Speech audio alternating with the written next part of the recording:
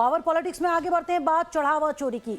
अयोध्या के राम मंदिर में चढ़ावे में कथित गड़बड़ी का मामला अब सिर्फ जांच तक सीमित नहीं है, बल्कि संसद से लेकर उत्तर प्रदेश की राजनीति तक पहुंच चुका है। समाजवादी पार्टी इस मुद्दे को लगातार जिंदा रखे हुए है। संसद परिसर में लगातार दूसरे दिन प्रदर्शन किया गया। दूसरी तरफ बीजेपी इसे आस्था पर राजनीति बताते हुए विपक्ष पर पलटवार कर रही है। इस बीच ट्रस्ट ने प्रशासनिक बदलाव करते हुए जगदीश आफले को सचिव बनाने का प्रस्ताव भी रखा है। उत्तर प्रदेश विधानसभा में अभी वक्त है, लेकिन सियासी जमीन अभी से तैयार होने लगी है। समाजवादी पार्टी ने अयोध्या राम मंदिर के चढ़ावा विवाद को अपना बड़ा राजनीतिक मुद्दा बना लिया है। संसद परिसर में लगातार दूसरे दिन एसपी सांसद दान पात्र लेकर पहुंचे, उसमें पैसे डाले और फिर उसे लेकर भागने का सांकेतिक प्रदर्शन किया गया। संदेश यही था कि राम भक्तों के चढ़ावे की सुरक्षा पर सवाल उठ रहे हैं। ये तो करोड़ों लोगों की आस्था का प्रश्न है। करोड़ों लोगों की आस्था है।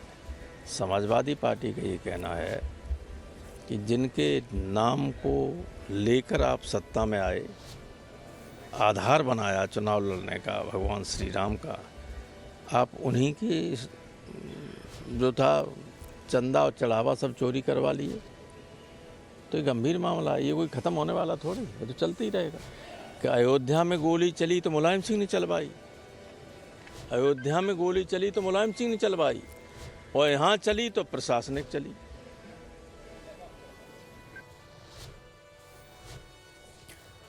वहीं एसपी सांसद डिंपल यादव ने इसे श्रद्धालुओं के विश्वास के साथ धोखा बताया, जबकि अवधेश प्रसाद समेत दूसरे सांसदों ने भी निष्पक्ष जांच और दोषियों पर कार्रवाई की मांग की।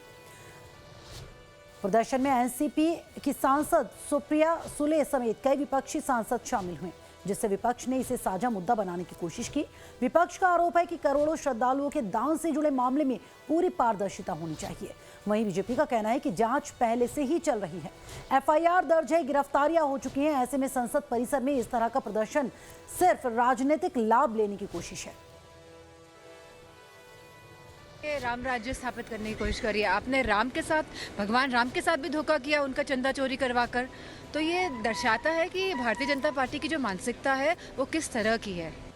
जब तक चंदा चोरी, चढ़ावा चोरी, ये देश के करोड़ों करोड़ों धर्म से जुड़े, आस्था से जुड़े लोगों के आस्थाओं का चोट पहुंचाई गई, भावनाओं चोट पहुंचाई, जब तक उस पर चर्चा नहीं होगी और इन लोगों को सजा देने के लिए इंतजाम नहीं होगा, तब तक हम समाजवादी पार्टी के लोग संघर्ष करते रहेंगे।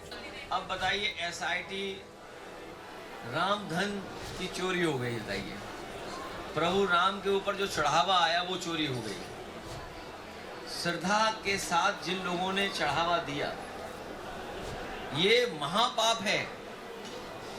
हमारे श्रद्धावान आम जनता का जो अपमान किया इन्होंने, जो आम जनता श्रद्धावान है, प्रभु पे जो चढ़ाया, ये पाप नहीं महापाप है।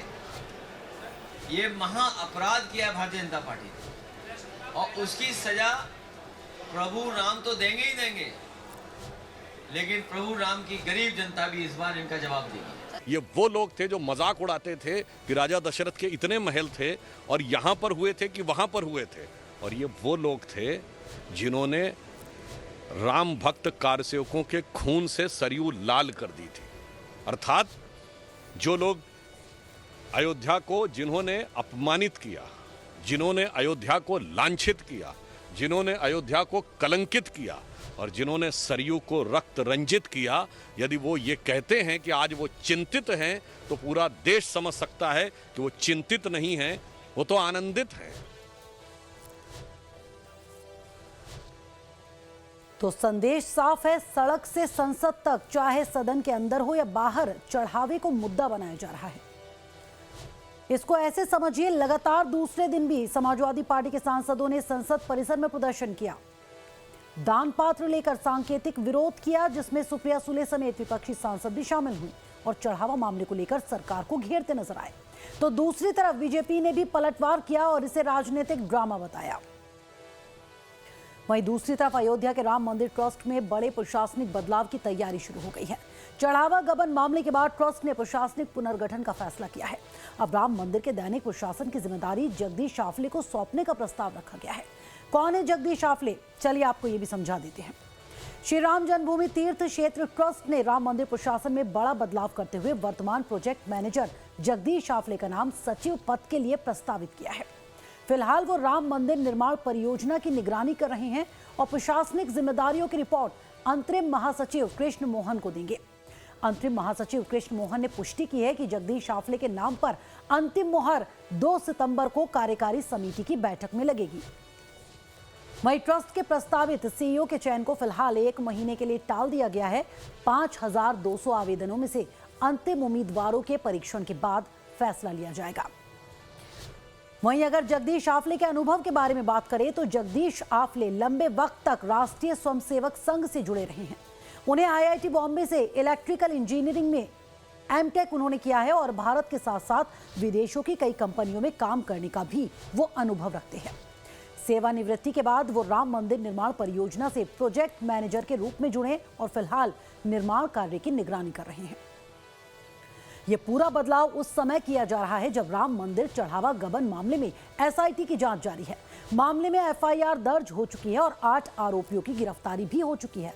इसी विवाद के बाद तत्कालीन महासचिव चंपत राय और ट्रस्टी डॉक्टर अनिल मिश्रा ने अपने पद से इस्तीफा दिया था। अब ट्रस्ट आधिकारिक प्रवक्ता नियुक्त करने की प्रक्रिया भी तेज कर रहा है। राम मंदिर सिर्फ आस्था का केंद्र नहीं बल्कि देश की राजनीति का भी बड़ा प्रतीक है। इसलिए चढ़ावे का ये विवाद संसद से सड़क तक गूंज रहा है। विपक्ष इसे श्रद्धालुओं के विश्वास का सवाल बता रहा है, जबकि सरकार जांच और सुधार की बात कर रही है। अब निगाहें 2 सितंबर पर है, जब ट्रस्ट की कार्यकारी समिति नए सचिव के नाम पर अंतिम मोहर लगाएगी और यह भी तय होगा कि यह विवाद प्रशासनिक बदलाव से थमेगा या फिर चुनावी मुद्दे के तौर पर और तेज होगा।